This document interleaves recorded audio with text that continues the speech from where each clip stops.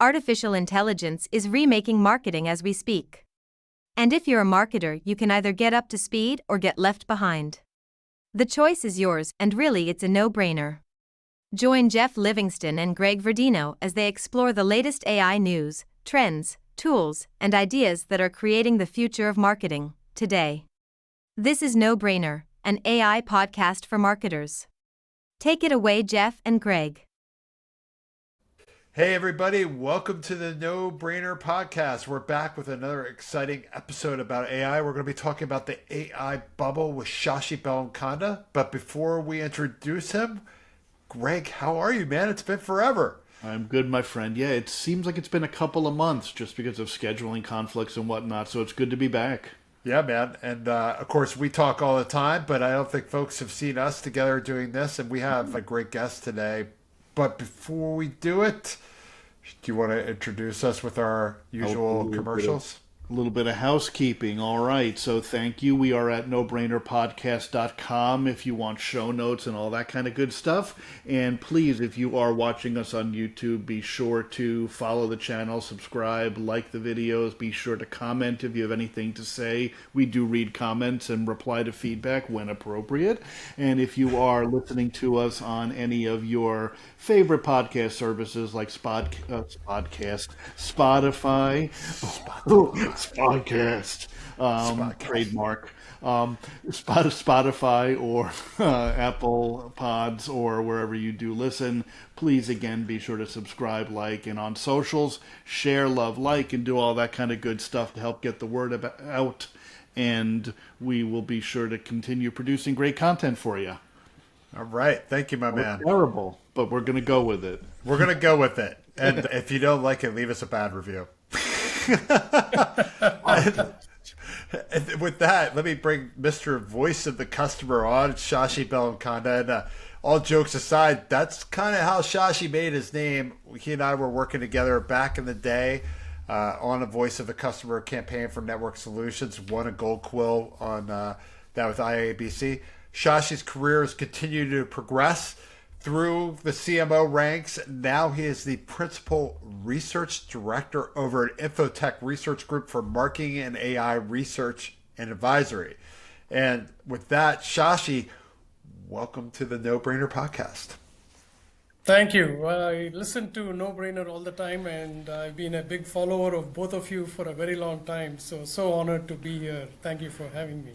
It's always good to do stuff with you, Shashi. We've had some great adventures over the years, and it's exciting to, I guess this is almost our third decade of doing crazy things together.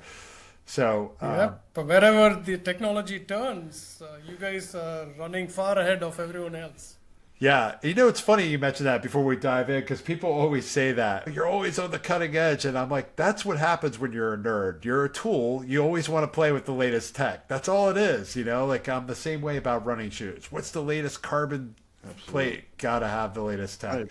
But there's a lot of advantage in that, to be right. On the serious side, there is a lot of advantage in an industry that for decades has been changing so quickly, and technology has been such a big driver of the change.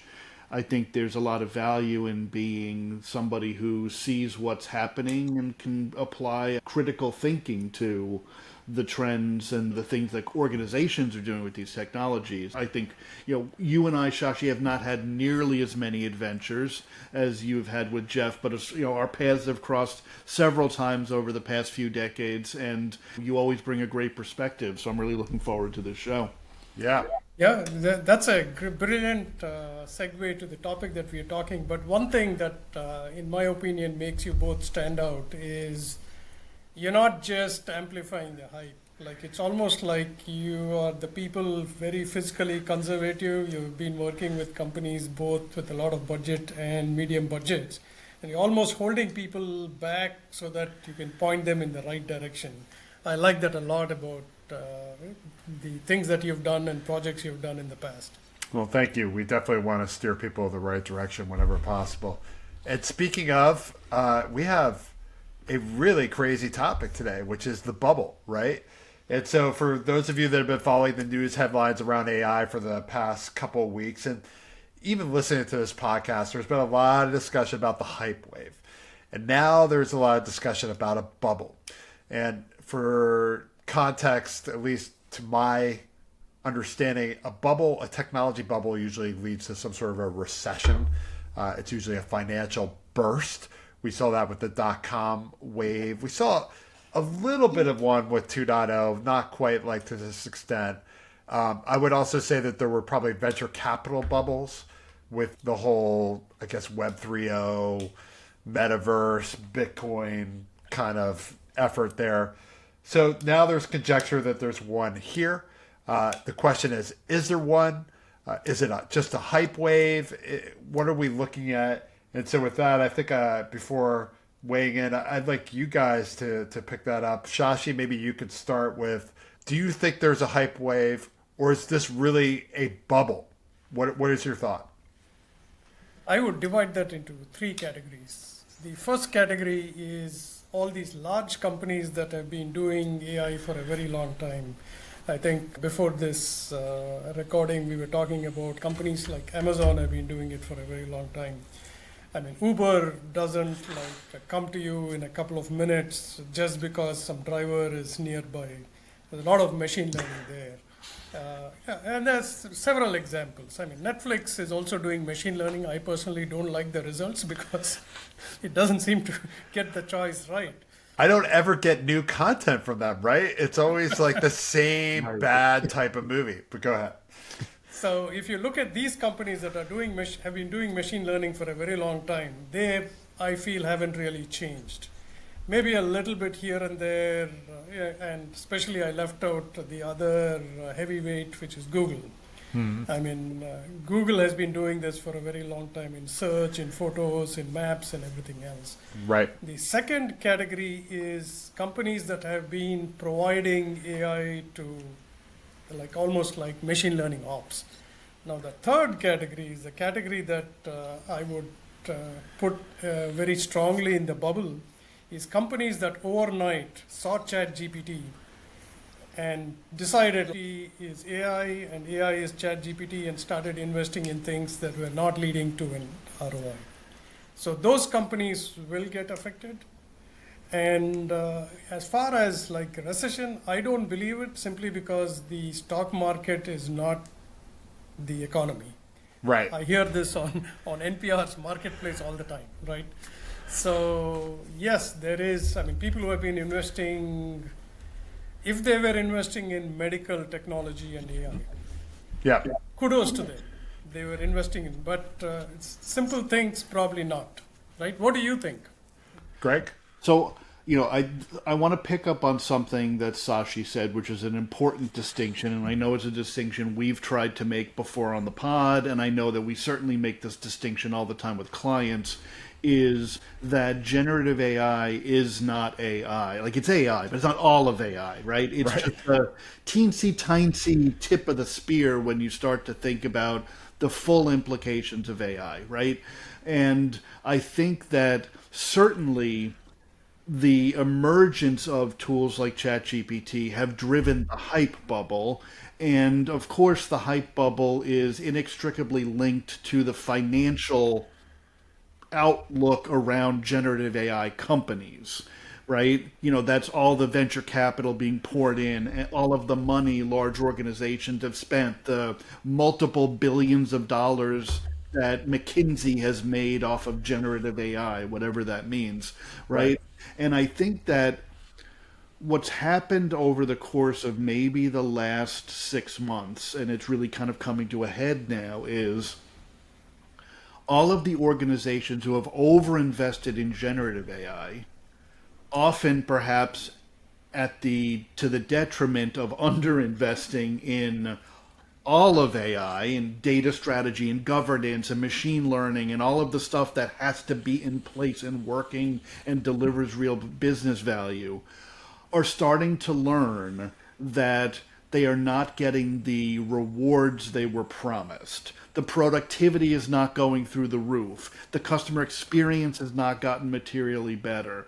The savings have not materialized. They can't fire their marketing team and expect to perform effectively in the marketplace against competitors who chose not to do that. And I'm not trying to say there's no value to generative AI. There is, I believe, and we Yeah. will find the right use cases and the right benefits and the right level of investment. But I think that the reality has sunk in. Whether you consider that a burst bubble or not, I think that's what we're seeing now is reality is starting to take hold and the hype is starting to be questioned by people who are kind of applying a more critical mindset to it. Yeah, it's almost like that old adage, if it's too good to be true, it really is too good to be true. And I think that's a good segue to talk about OpenAI. But before we get there, I do think, too, there is a bit of a financial correction that is occurring with the overinvestment in generative tools as well. That largely deals with Silicon Valley and the amount of unicorns that we're seeing created with generative models. It's not that there's definitely a role for it, and there are going to be some winners here, right? I mean, we are going to see some big companies. I do see Anthropic probably winning or getting acquired for a major price, right? But there are a whole bunch of others that aren't necessarily going to make it. And I think that basically you're seeing an overexcitement about the promise. And even to this day, we're seeing major valuations coming out of Silicon Valley. And it's probably misappropriated. It's a big, huge mess. And the reality with a lot of generative AI that we're seeing is that there's very questionable outcomes. And a lot of it's because we're seeing raw technology without product marketing, without purpose, without getting customers in line with the work they need to do to prepare for AI. And there's a lot of work that has to happen on the data side and even on the cybersecurity side to prepare for AI. And so, as you had said, Greg, the come the you know what moment has happened because companies have realized, hey, you promised me the lottery for $100 a month or $50 a month or whatever the license is. And in reality, I'm looking at a 6-figure ticket here. So with that, how much of this has to do with Sam and company over at OpenAI over-promising, constantly telling everybody that GPT will change the world and take over everybody's jobs and make everybody's life better? What are your thoughts? So I think about 1999 when Google started becoming very popular. At that time, Google didn't think of it as a marketing company, but it was a good company to spread word of mouth. So in my opinion, OpenAI and Sam Altman, excellent marketers. And even though I feel personally that they caused a lot of harm by just introducing a direct connection to an LLM, which I think set expectations for everybody that they could do whatever they wanted, doesn't translate to real life, doesn't translate to companies because of all the things that you folks have mentioned about like governance, having enough data, cyber security, and ultimately like what is it going to do to your business, right? Another point, Greg, you mentioned that I really like, and I have written a lot of research on this, is to think about analytical AI first, predictive AI second, and AI is really good at both of these things. Absolutely. The third one is, once you analyze this humongous amounts of data and predict what's possible, then you can probably personalize and generate. But it's got to go in those stages.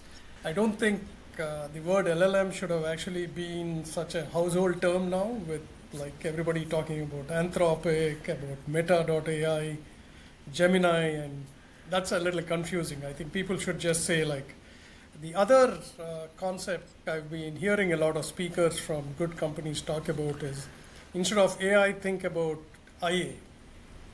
Mm-hmm. And I was with an Amazon briefing where they used this term. They said, like, think about generative AI as intelligent assistants. I love that concept a lot. Instead of replacing you, think about making you more efficient, giving you more creative ideas. That's a great use of AI. Absolutely. Do you think that people are not as enamored by OpenAI as probably a few months ago? Yeah. From my standpoint, I'm not as negative as I would say maybe Gary Marcus is, because I feel like, no offense, Gary, if you ever listen to this podcast, we know you don't, but I don't see them as like this atrocious company. What I do see them as is an executive team that's misguided.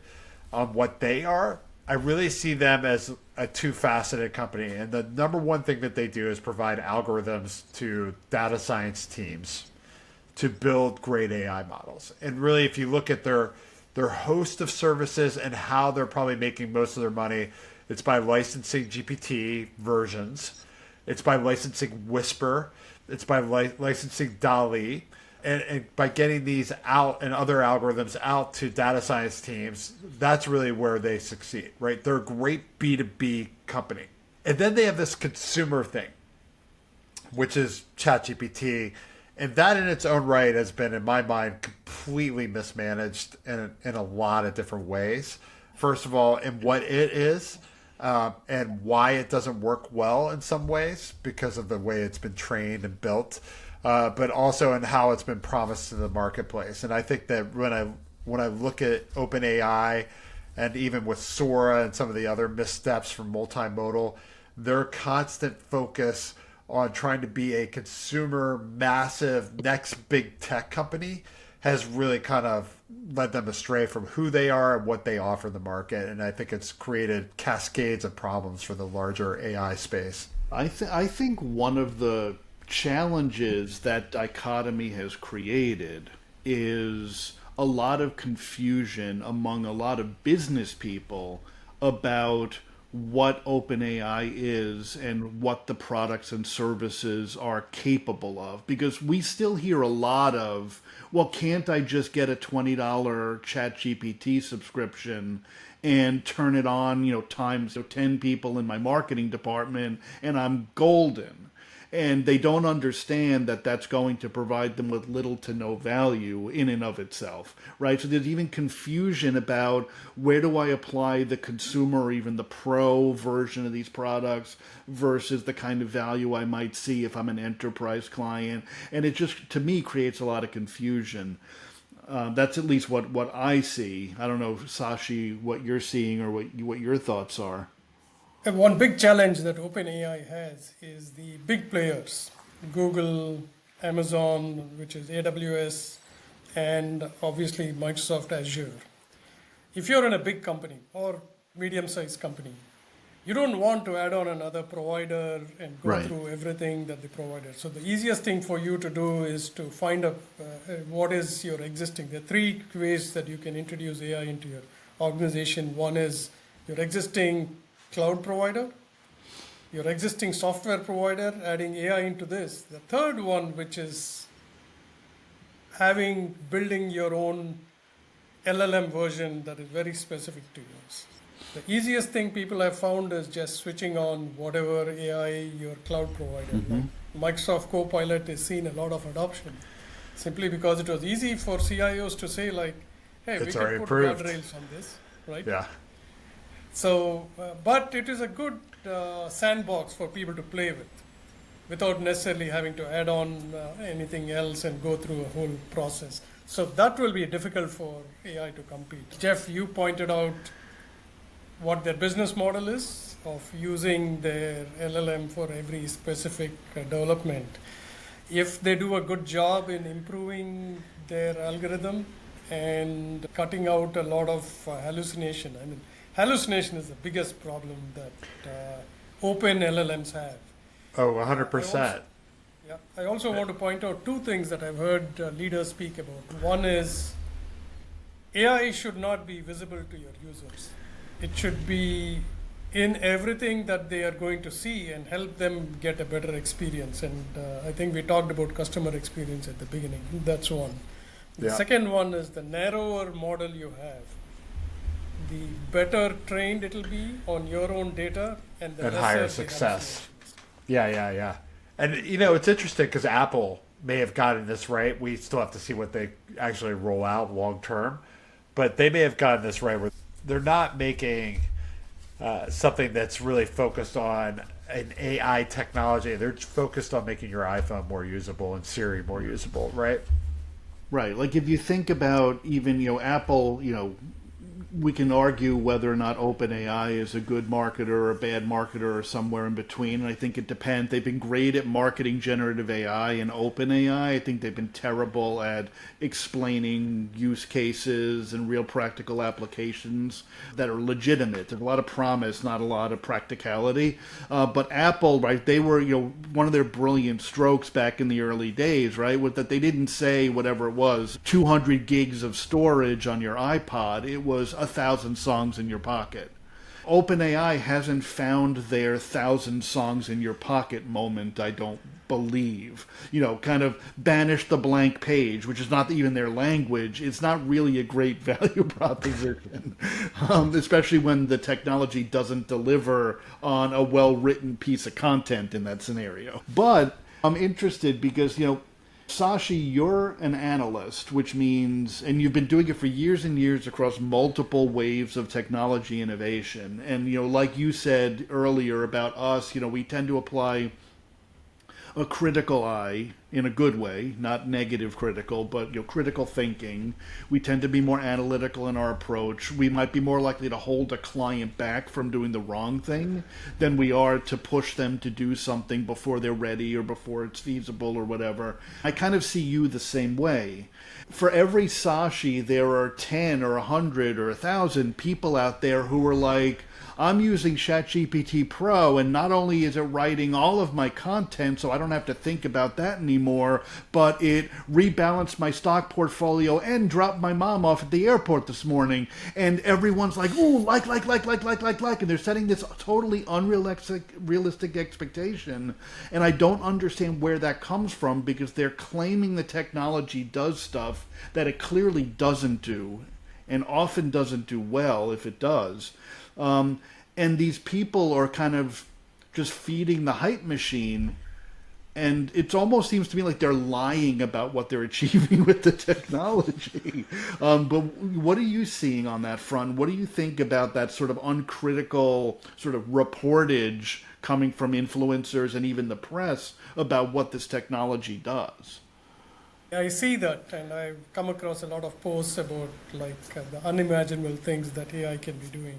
Right. But take, for example, Can wash your dishes. Right, and I'm seeing it come from business school professors. I'm not naming names, but there are two in particular who are literally saying it does things that it cannot do. Right? Are you talking about Galloway? No, not Galloway. Yeah, I mean, yes, who wouldn't like a robot that folds your laundry or takes your dishwasher or washes the dishes for you, right? And that day will come when there will be robots that are going to do that. I'm waiting on that, Shashi. And it's not OpenAI. I mean, manufacturing has been using robots. Sure. Amazon uses Yeah. robots in their work, in their warehouses. All of these are good uses of AI where somebody has discovered what kind of automation can AI do. And AI can do automation in very specific places where there are a very specific set of rules. That's the reason why we don't have full self-driving no matter which car company claims it has, right? The human being is going to be in the loop for centuries. There's no chance of, but elevators, there's no elevator operator anymore, right? It's all automation. Right. You go in, and now in most hotels, you just go and press your floor, and the elevator does that. So those things are going to come up, and they're going to come up much, much faster. Now, I'm going to diversify a little bit and mention Apple, right? You said mention Apple. Apple and Google's Pixel. One of the things that the future is going to be heavily dependent on is having the AI power right in your hand without necessarily having to process it outside, right? That's the reason why Microsoft has started introducing AI chips into their new laptops. Right. Google has their TensorFlow. I was actually talking to another company, just an old colleague of mine, Geoff, you may know him, Geoff Grossman. He works for a company called Edge Cortex. The promise of Edge Cortex fits into what we are talking about is the chip that you can put into any device where the no latency and the processing power uses very less power. So the future is going to be in hardware manufacturers that can get you AI faster into your hands, right? Whether it's a camera that kind of figures out and gives you instructions on where to point out. All of these are possible because of the amount of data that we learned. The hype is necessarily saying like, hey, ChatGPT created an entire new marketing plan for me. 100% that's going to fail. Yeah. Because it's the same campaign that everybody else is doing. Right. It's like, It's- SaaS companies used It's to the go new to bottom. books and say like, hey, this is the script your outbound BDRs have to use. And people expected success out of that. But no, I mean, who's going to reply to an email that they've seen 100 times before in the same way? To your point too, it's customers aren't stupid. Like they get smart, they get conditioned to seeing the same thing over and over again and realize what's being fed to them, and then they tune out. So I predict dumb AI newsletters where people basically use an LLM to cut and paste stuff and then just send it or post it on their website is going to really not work well in about a year or two at all. Yeah. I'm that's speaking why- to Yeah. Go ahead. So I'm speaking at Infotech's live conference next month. And the hope is, the message that I want to convey to both marketers and CTOs is follow the dollar. Sales and marketing, look at where your conversion is. Figure out why your conversion rate is not higher at all. And AI can do that if you have sufficient amount of data, or you could use a model that's trained on synthetic data. Now, a 1% conversion at the opportunity to win level probably means $250,000 or more, depending on how much your software is worth, right, or your product is worth. Those are the kind of use cases that companies have been doing even before. Like when you go to Amazon, it's not like Geoff, Greg, and I get the same page. Amazon has all the history of what I've been trying to do, what I've been buying, and it can literally send something to my house without me ordering it if I let Amazon do it, right? Because Right. that's Yeah. the kind of intelligence they have. So follow the dollar is my message to everybody. Forget about making it easy. I mean, of course, intelligent assistants are useful. I'll give you my own example. Like I had a lot of my education in India. Even on this podcast, the sequence of words that I use is very different from probably both of you and mainstream America. So That's I because would- we're functionally illiterate. And you're not bald.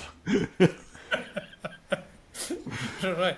But sometimes, like, I could just take a few words that I'm thinking of saying and ask for rephrasing. And I could do it from my Chrome browser with the Help Me Write that has.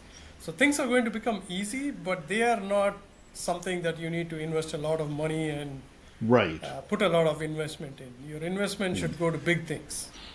Yeah. And when I hear you talking about following the money, to me, so much of the conversation since ChatGPT burst onto the market has been about savings, right? It's been about we can do more with less. When I hear you talk, the example you gave about following the dollars, to me was not about savings, it was about growth, right? It was about improving your upside, not managing your downside. And I think that the whole premise that AI is a vehicle for managing the downside diminishes what's possible and focuses people in the wrong area. Whereas when you look at analytical and predictive AI, when you start to understand that the better I can identify patterns in my historical data, the smarter I can be about the decisions I make to optimize my programs moving forward, I think that's the win, right? It's not, can I produce as many junky blog posts as I produce today with a third fewer marketers? Yeah. You On that said note- I'm gonna call a break here so we can get our advertisers in, and then we'll get into it and wrap up the pod. And we're back, and now we're talking about following the money and Greg's last point. Shashi, you wanted to add something?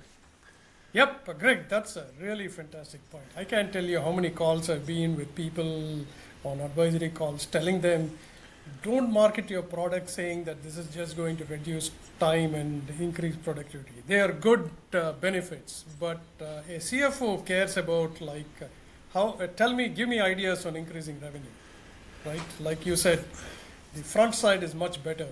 Now, for example, a legal firm using AI to generate or to generate legal briefs that some person is going to look at. Now, that person is going to be able to manage 3 new clients because you didn't have that capacity before. So the advice should not be replace people on your team. The advice should be make them more creative, make them have an increase in their capacity. To me, though, go ahead. this gets back to use case defining, though, and to me, a lot of the problems too gets back to what we were talking about like 20 minutes ago, where people feel like they need to just adapt AI and it's going to be this magic genie that saves the world or revolutionizes their business, when they're not taking a look at the real problems that they face that drive their business and how they can improve their team so that they're more successful and achieve the strategic outcomes they need, the KPIs at least. One of the first things I tell the people that I talk to, members, is education, upskilling. Don't worry about giving them a tool and saying, hey, go do this. Tell them, like, here's the right way to use AI. Make them play with some of the existing ones. And the most important thing is tell them what is possible instead of just restrict them and saying this is not possible, right? So that's a very important thing. Right. Geoff, if you remember, we actually did training on people how to use social media Yeah. way back in the day, which was much better than saying, like, hey, you can't use social media, which they Right. would use it anyway. So the same way kind of applies here. Anytime the answer is just no, you can never use it, you're basically encouraging shadow IT. So Shadow AI. shadow AI. So with that, let's move to the big close, which is what happens when this hype wave, I think we're agreed that it's more of a hype wave, finishes its bottom. You know, what's happening next for the larger market, perhaps over the next 12 months? Shashi, you want to take a shot at that as our resident analyst for this podcast?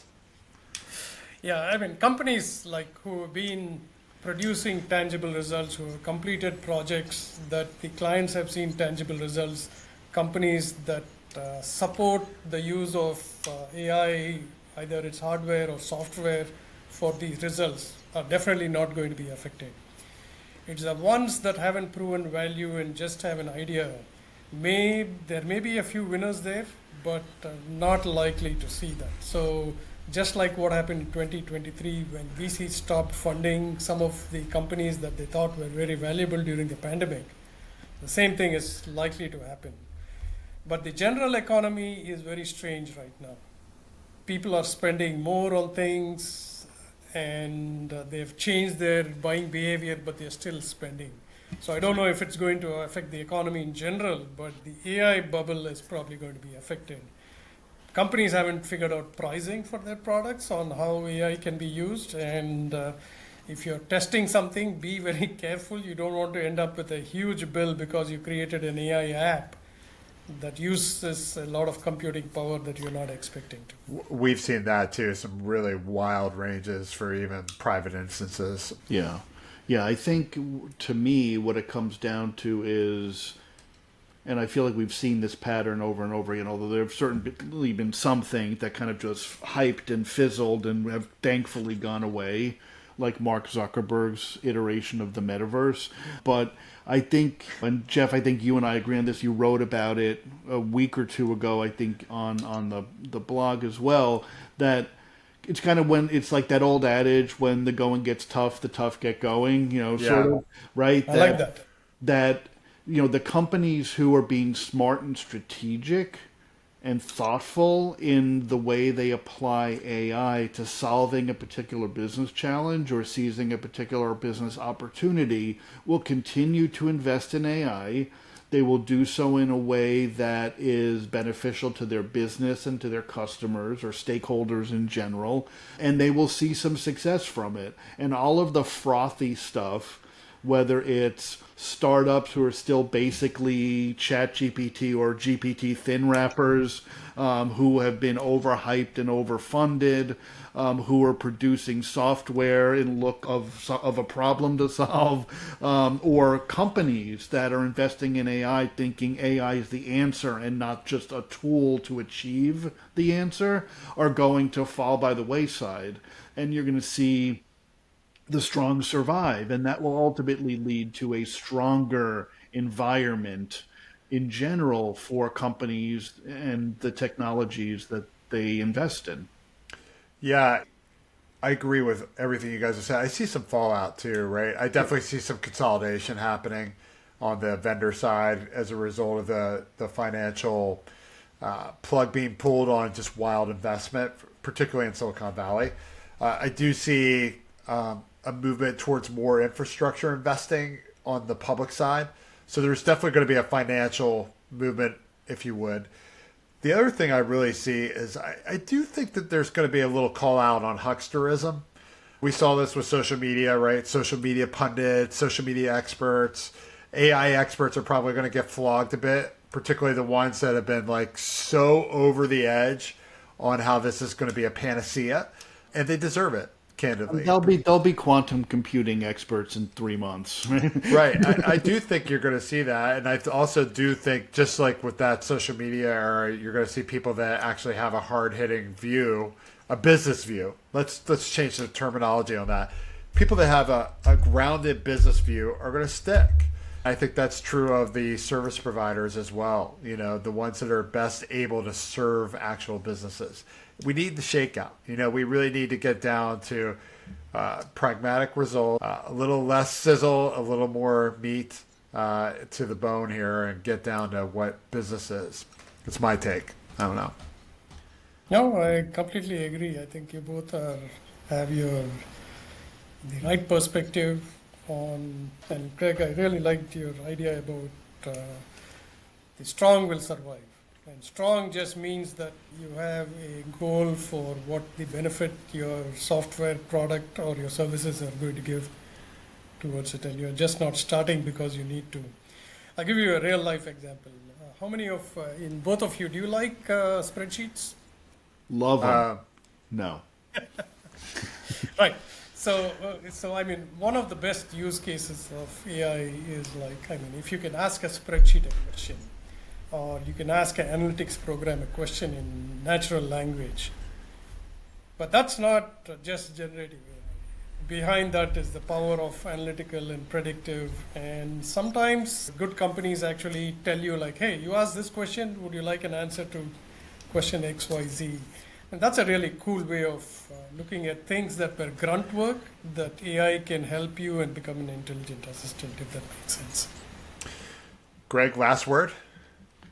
I would agree with that. It's, if we can find a way to strip the grunt work out of work, that's obviously a win. To Sashi's point, to the end user, it's not, hey, look at me, I'm using AI. It's just I'm having a conversation with my data. So it's simple, it's seamless, it's invisible in many ways, but it requires a whole lot on the back end. And we can't be naive as business people about the amount of effort and time and money it takes to make sure the data is clean and usable, the analytical and predictive AI systems are functional on the back end to make it seem simple and seamless to the end user. And that ultimately becomes a win. And, Sashi said earlier, and I think this is true of any technology, the technology takes off when it's invisible.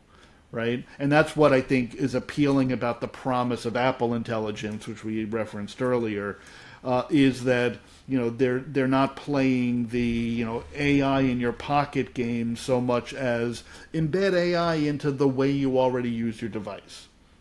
When we make that happen, I think at scale for business to business use cases, we're starting to see some of that, like Tableau, for example, with their conversational interface is starting to go in the direction you described, right?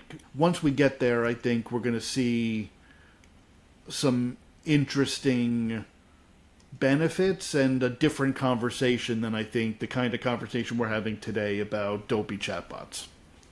So on that note, dopey chatbots, we're out of here. Shashi, thank you so much for stopping by No Brainer today. We're really excited to get this out and talking about what's next with AI. Where can people find you if they want to get in touch? I am Shashi B on Twitter, but LinkedIn is a good place to get in touch. Obviously, if you're in the Washington, D.C. area, I would love to meet you in person. Excellent. And we will put links to that in the show episode notes. And with that, please do subscribe to the podcast, leave a comment, rate us. If you have a suggestion, email us. We actually do take them, and we do take mailbag types of questions and sometimes actually talk about them on the episode. And so with that, ladies and gentlemen, we are out of here. Enjoy your summer. Cheers.